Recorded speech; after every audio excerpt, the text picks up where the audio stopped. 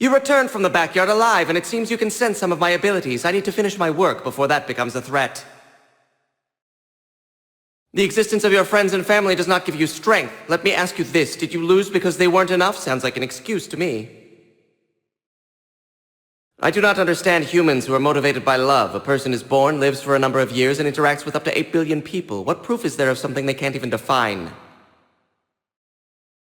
Being unable to follow something with one's eye and being unable to see that thing are not equivalent states. So long as I can verify a thing's existence, I can catch it.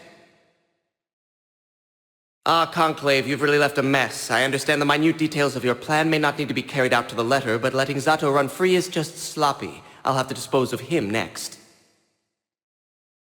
I might not look it, but I'm a government official as well. We're both only part of a much larger picture, so why don't we move past flaunting our loyalty and dedication? He hasn't noticed, but he's reacting to my actions. If this is some sort of elevated mental state that bypasses high-level processing, I'll need to revise my theory again. Interesting. Difficult to comprehend, but that's not the same as incomprehensible, which is good, because that would pave the way for chaos, which I find very distasteful. Yes, avoidance is the best future strategy. Fast, long range, but I could never be defeated by someone who's so specialized, it doesn't matter how good you are at it. I'd have explained that before we started, but you're not very good at comprehension, are you?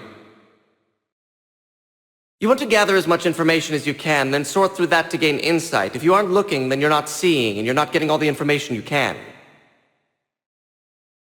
I have a difficult time understanding the motivation of something with a goal they don't pursue. If you've decided to take the outsider role, could you please stop interfering in human affairs?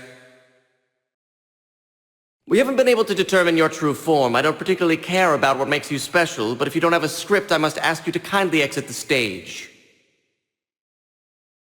A shame. If you really were anything akin to me, perhaps we could have become friends. Then again, you would need an IQ of more than 200 to meet the minimum criteria.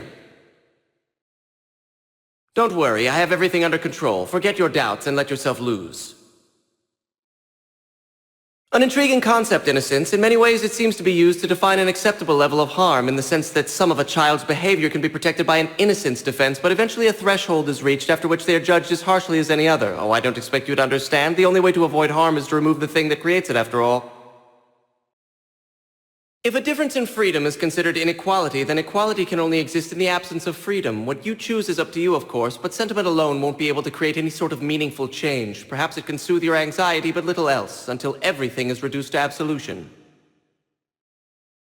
Countries, cities, nothing more than arbitrary lines that separate high consciousness. The world is prevented from acting as a single unit because countries are territorial with too much concern for their own history. People care more about their past and their dirt than they care about other humans. You could even say kings and queens are the most selfish of all, so why don't you climb down off that throne,